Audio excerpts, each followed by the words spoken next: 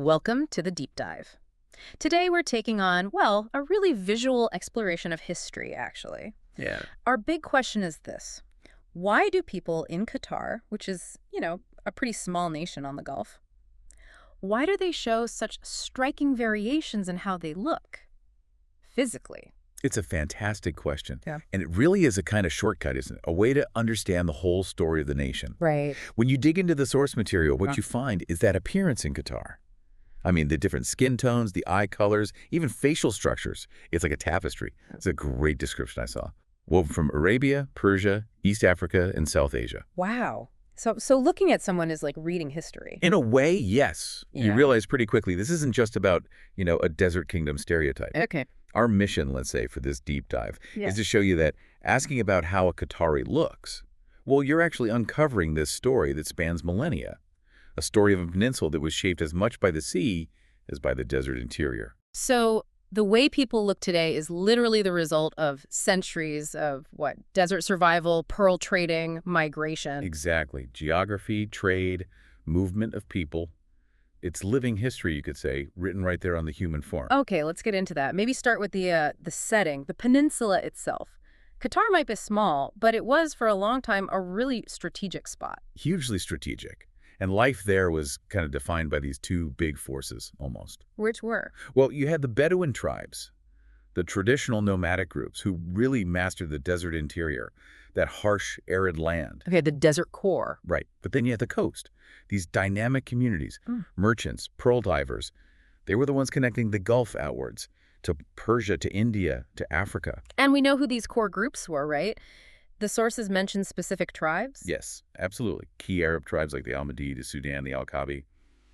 They formed that foundational population, the genetic base, if you like. But it wasn't isolated because of those trade routes. Exactly. Because of those bustling sea lanes going north to what's now Iran, west down the peninsula, south across the Indian Ocean, there was this constant flow of people and, well, genes into Qatar. And this is where modern science comes in, which I find just amazing. It can actually measure that flow, can't it? How did those old trade routes show up in the Qatari gene pool today? What did those 2017 studies find? Yeah, the science is pretty neat on this. You can basically break down the Qatari gene pool. So the biggest chunk, something like 65 to 70%, that traces right back to the Arabian Peninsula itself. Okay, so about 2/3 is that core Bedouin and local Arab ancestry. That's the foundation. Yeah. What about the other third? That remaining third. That's basically a map of all that coastal interaction. You get a really significant slice, maybe 15 to 20%, of Persian admixture. Admixture just meaning mixing over time. Exactly. Populations mixing over generations. And then there's another 10 to 15% that links directly back to South Asian and East African lineages. Wow. Okay, so that genetic breakdown, that's the so what? That's the reason for the diversity we see. That's absolutely it. It directly explains why you can be in Doha, look at two different Qatari citizens, and one might have features you'd strongly associate with, say, Levantine Arabs from the north, while the other shows clearer links, maybe to Persia, or even those historical connections to East Africa. It's not uniform.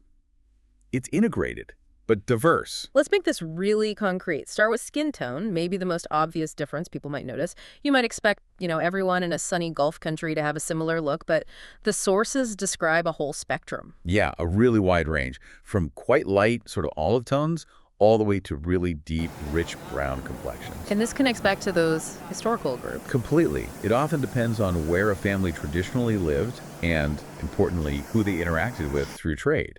So, for instance, that lighter olive skin, often linked to families from the northern parts of Qatar who had those sustaining strong ties across the water with Persia. Okay. And the Bedouin groups, the desert core. There you tend to see those more classic golden to medium brown tones. The kind of complexion adapted to generations under the desert sun. Right. But then the coastal families, the ones whose entire history is tied up with the sea, the monsoon winds, the trade routes. These communities often have the deeper brown complexions, reflecting those historical links, especially trade, with East Africa and India. The numbers seem to back this up. Surveys suggesting, about 55% in the golden olive range? Something like that, yeah. There may be 30% lighter olive or fair and around 15% in those deeper brown shades. But it's not just about genetics, is it? There's a cultural layer here, too, a kind of penchant. Oh, absolutely. It's fascinating. You've got this dynamic between, let's say, aesthetic ideals, sometimes pushed by wider regional media. Where lighter skin might be favored. Often, yes. That's a common theme you see across parts of the Middle East and Asia. But, this is crucial, in Qatar, those darker complexions, the ones common among the families of pearl divers and seafarers, they carry immense cultural pride. Pride.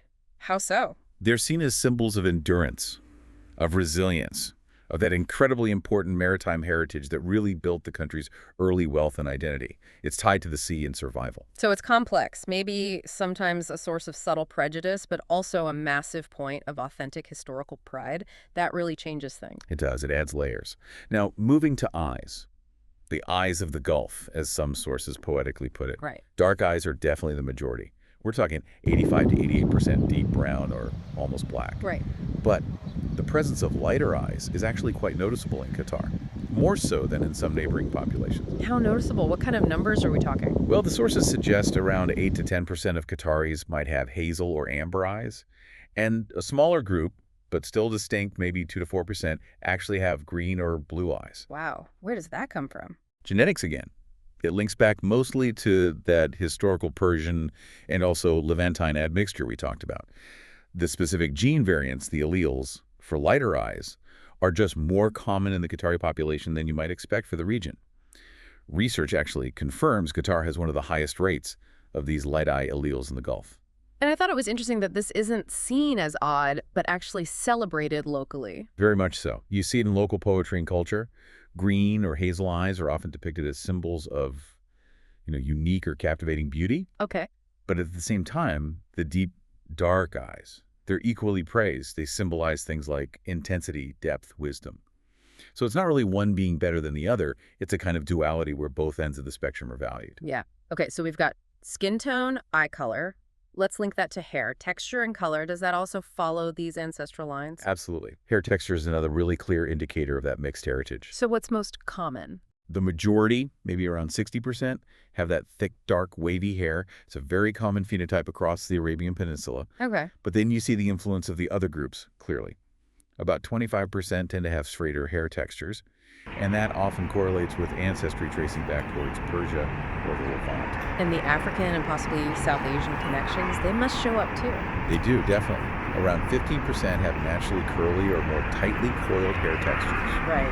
And this is really a visible legacy of those deep ancient ties with East Africa. Connections forged over centuries of trade, including historically the pearl trade and, yes, the slave trade too.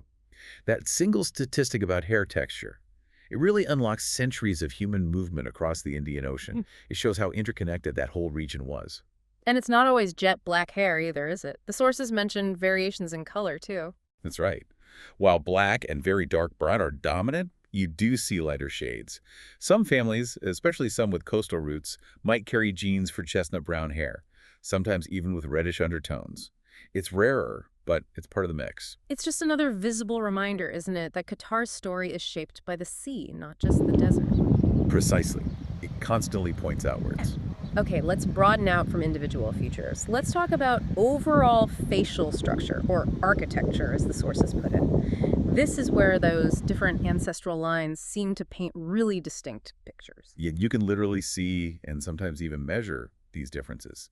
So if you look at Qataris with strong Bedouin ancestry, From the interior tribes. right, they often exhibit certain characteristic features, typically more prominent noses, which some anthropologists link to adaptations for arid climates, that darker golden skin tone we mentioned, and often quite strong defined jawlines. Okay, and how does that contrast with, say, the Persian-influenced groups? It's often quite a contrast.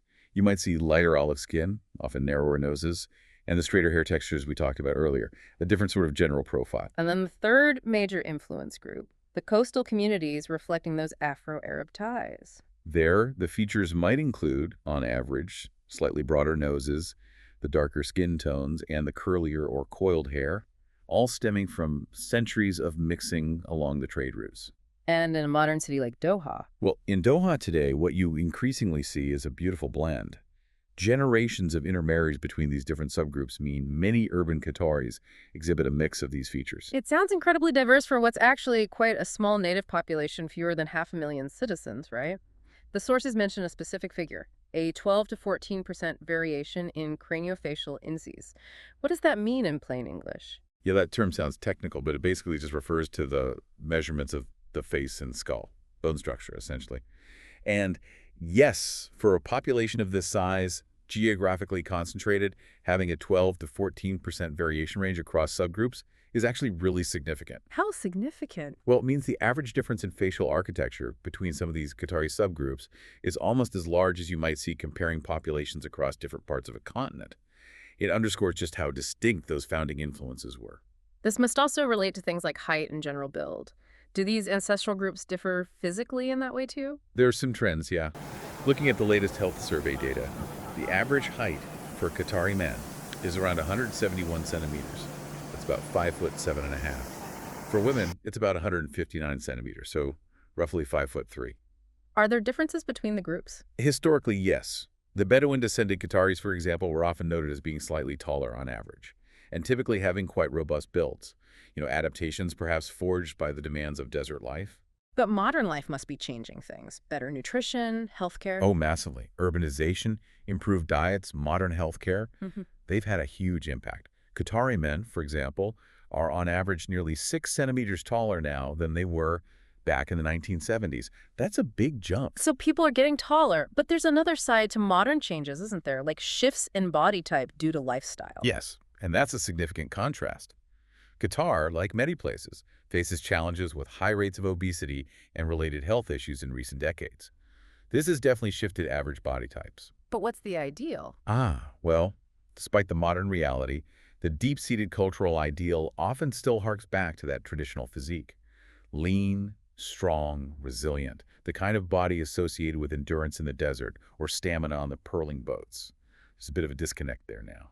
That contrast really brings us to the heart of identity today, doesn't it? If you have this incredible range of features, all these different historical threads, but everyone identifies as Qatari.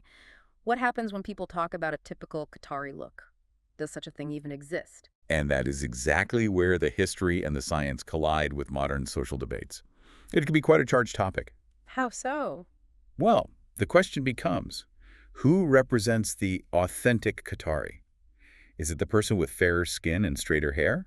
The look sometimes preferred in regional media? Or is it the Bedouin figure with the golden brown skin and wavy hair whose ancestors dominated the peninsula's interior for centuries? Or, equally validly, is it the darker-skinned Qatari from a coastal family whose ancestors were the pearl divers and traders connecting Qatar to the world? And these aren't just abstract questions. The sources suggest people actually argue about this. Oh, definitely. You'll find some groups strongly advocating for the Bedouin phenotype, darker golden skin, wavy hair, strong features as being the most azal, the most authentic or foundational Qatari look. But then, families with deep Persian roots will rightly point to their own long history and distinct features as equally Qatari. And, very importantly, people from coastal communities, those with visible Afro-Arab heritage, often feel their look is historically undervalued or even ignored in the national narrative, despite their absolutely fundamental role in the country's history and economy. It's easy to imagine seeing this play out, like standing in Souk Waqif in Doha. Exactly. You could literally see it. Picture maybe a tall man with that classic Bedouin look, deep golden skin, thick wavy hair, maybe haggling over spices. Right next to him, perhaps a merchant, maybe from a family with Persian links, with lighter olive skin and, say, striking hazel eyes. And then walking past, maybe a family whose features clearly speak to those coastal Afro-Arab roots. Darker complexions, perhaps tightly curled hair. They are all equally Qatari, standing there side by side. Their collective differences are what actually define the nation. But you mentioned earlier this emotional aspect, that even with pride in ancestry, prejudice can still exist. How does that manifest today? Well, sometimes subtly. It can be tied to those wider regional beauty standards we touched on. There's evidence suggesting that lighter-skinned Qataris might sometimes find themselves, perhaps unconsciously, privileged in certain areas, like media representation. Fitting a certain ideal. Potentially fitting a more pan-regional ideal, yes. This might influence visibility or opportunities in some public-facing fields. It's a sensitive issue, but one that sources indicate is part of the social reality. But that's being challenged now. You said younger generations are pushing back. They really are. There's a noticeable shift, especially among younger Qataris. They're actively questioning this notion of a single narrow ideal of what a Qatari should look like. Oh. Through social media, through art, even influencing local advertising and national campaigns. There's a growing emphasis on showcasing the entire spectrum, stressing that every skin tone, every eye color, every hair texture, every type of feature is part of the authentic Qatari story. The message is increasingly fairy. Our diversity is our identity. That feels like the perfect summary, really, the climax of this whole exploration. When you put the science and the history together, the conclusion is clear. There's no single monolithic Qatari look. Absolutely not. Qatar, the nation, and its people are the living result of all these continuous historical connections. Bedouin heritage, yes, but also Persian intermarriage, the vital African trade links, the South Asian connections, all these threads are woven together. So when you see that variety walking down the street, the olive skin and hazel eyes next to the golden brown skin and wavy hair, next to the darker complexion and curly hair. You're not seeing contradictions. You're not seeing separate groups anymore. You are seeing Qatar itself, the whole complex, rich story, literally mapped onto its people. The reason Qataris look so different is, quite simply, their history and their geography. It's beautifully logical, in a way. It is. And maybe that's the final thought for you, the listener. When we try to understand a nation, maybe we should look beyond searching for a single, simple image. Perhaps Qatar teaches us that real strength, real resilience, lies in embracing that multiplicity in all those many faces. It's that very diversity that seems to have kept this desert and sea nation thriving against the odds for centuries.